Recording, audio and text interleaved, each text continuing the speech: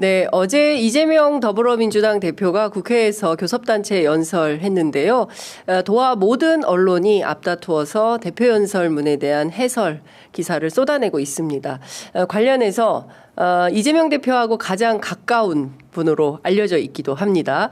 더불어민주당 5선 국회의원이신 정성호 의원님 모시고 교섭단체 연설 분석해 보도록 하겠습니다. 어서 오십시오, 의원님. 네, 안녕하십니까. 굉장히 오랜만에 저희가 뵙습니다. 안 불러주셔서 아닙니다, 의원님. 제가 아니 모시려고 했는데 일정이 안 맞아가지고 예, 잘 못 모셨습니다. 자주 오시면 좋을 것 같습니다. 네, 감사합니다. 예, 그 어제 교섭단체 연설 주요 대목 저희가 편집해 놓은 게 있는데요. 그거 좀 살짝 먼저 보고 그리고 말씀 들어보도록 하겠습니다. 하늘이 놀라고 땅이 진동할 대통령의 친위 군사 쿠데타가 현실이 됐습니다. 국민과 국회에 의해서 주동 세력은 제압됐지만 내란 잔당들의 폭동과 저항이 2달 넘게 계속되며 대한민국의 모든 성취가 일거에 물거품이 될 위기에 처했습니다. 세계가 인정하던 민주주의, 경제, 문화, 국방 강국의 위상은 무너지고 일순간에 눈 떠보니 후진국으로 전락했습니다. 경제를 살리는데 이념이 무슨 소용입니까? 민생 살리는데 색깔이 무슨 의미입니까? 진보 정책이든 보수 정책이든 유용한 처방이라면 총동원합시다. 함께 잘 사는 세상을 위해서 유용하다면 어떤 정책도 다 수용하겠습니다. 먹고 사는 문제를 해결하는 먹사진이즘을 포함해서 모두가 함께 잘 사는 잘사니즘은 새로운 비전으로 제시하고 싶습니다. 네, 어제 굉장히 화제가 되기도 했습니다. 본회의장에 네. 초등학생들도 와 있었다면서요. 네. 예.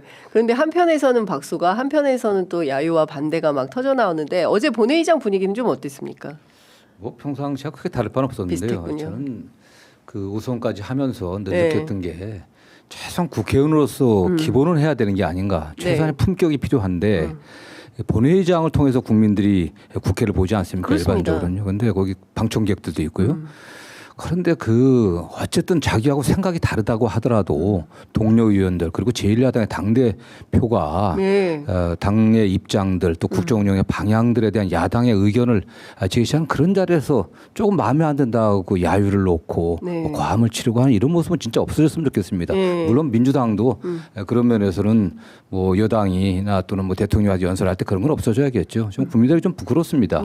그거야 뭐 생각이 다르면 상임위라든가 또 다른 여러 자리에서 토론할 수 있고 논쟁할 수 있는 거 아니겠습니까? 근데 국민들이 보는 데서 또 그 본회의장에서 당대표 연설에 관련해 갖고 특별히 무슨 정치적 공세도 아닌데도 또 야지를 넣고 하는 건 없어져야죠. 네. 그러니까요. 그러니까 말씀 주신 대로 경청이 제일 중요한 것 같거든요. 네, 그러니까 좀 듣기 싫은 소리여도 인내심을 가지고 경청하고 상대방 말 다 끝난 다음에 그 다음에 반론해라라는 게 TV 토론 저희들 출연해서 하는 패널들 사이에서도 일종의 이제 관례처럼 되어 있는데 국회에서 오히려 서로 듣기 싫은 말을 한다고 막 아글아글 쓰고 오늘은 이제 권성동 원내대표가 이제 10시부터 교섭단체 연설할 텐데 민주당은 어떻게 할 겁니까? 저는 모르겠습니다. 저는 뭐 단 한 번도 본회의장에서 그렇게 야유를 놓고는 한 적이 없었기 때문에 경청해야죠. 여당의 입장은 저렇구나. 또 정부 여당의 생각은 또 정책 방향은 이런 거구나 한번 들어보고 또 우리가 그게 대해서 이의 제기할 게 있다고 하면 당연히 또 공식적으로 논평하면 되는 거 아니겠습니까? 그렇습니다. 또 국민들이 평가하는 거고요. 근데 사실 이 비상계엄 정국을 지나면서 국회에 대한 신뢰도가 상당히 높아지고 사실 그동안 없었던 전례 없는 일이 벌어지고 있습니다. 그만큼 이제 민주주의의 어떤 최후의 보루로서 국회가 역할을 하고 특히 야당 의원들이 그 역할을 해주는 것에 대해서 국민들이 상당히 큰 평가를 좀 하고 있는 건데요. 전반적으로 이재명 대표의 주요 연설 가운데 핵심 의제 아젠다라고 꼽을 수 있다면 의원님 어떤 것들을 좀 꼽으시겠습니까? 역시 뭐 경제 살리는데 또 이념이 뭐 필요하냐 또는 국민들의 먹고 사는 그 민생의 문제를 살리는데 또 뭐 색깔이 게 예. 무슨 소용이 있냐. 그렇습니다. 어떤 정책이든 간에 예. 국민들이 먹고 사는데 필요한 정책이라고 하면 다 동원하겠다. 또 여당과도 협상하겠다. 네. 우리도 양보하겠다. 예. 또 그걸 대표께서는 뭐 먹사니즘 예. 또는 뭐 잘사니즘 이렇게 표현했는데 예. 국민들이 먹고 사는 문제, 국민들이 잘 사는 문제 여기에 집중하고 거기에 최선을 다하겠다라고 하는 그런 의지를 잘 표명한 것 같습니다. 네. 그 국회의원 소환제에 대해서 국민의힘 쪽에서 막 반박을 하지 않았습니까? 네네. 국회의원 소환제는 필요한 거 아닙니까, 의원님? 필요하다고 저는 생각합니다. 예. 네네. 예. 그러니까 근데 사실 없지 않습니까? 이제 주민 소환은 있는데 네네. 국회의원 소환은 없어요. 국민 소환제는. 이게 한 제가 기억하기로는 2004년도 총선 때부터 그 네. 얘기가 나왔었는데 예. 국회에 대한 국민들의 불신이 굉장히 심한 편입니다. 네. 국회의원들이 임기 4년이 예. 보장되니까 그 안에 무슨 짓을 해도 그렇죠. 형사적으로 처벌받지 않는 이상 예. 그 직무를 중지시킬 방법이 없습니다. 맞아요. 지금 얼마나 무책임하고 무능한 국회의원들이 많습니까? 지금 대통령이 불법적인 그 위헌적인 네. 쿠데타를 일으켜갖고 나라를 엉망을 만들어놨잖아요. 예. 그런데 그걸 찬성하고 예. 같이 거기에 동조해갖고 예. 외부에 계신 그 지지자들을 선동하는 이런 행위들에서 아무 제재할 방법이 없습니다. 예. 국회의원들의 반헌법적인 또 그 위법한 행동에 대해서 주권자인 국민들의 의사에 반해서 행동하는 그런 거에 대해서 제재하려고 하면요. 네. 결국 이런 제도가 필요한 거죠. 예. 너 그렇게 해서는 안 된다. 너는 그건 주권자인 국민의 의사에 반하는 거 아니냐. 네. 소환할 수 있어야 된다고 보고 있고요.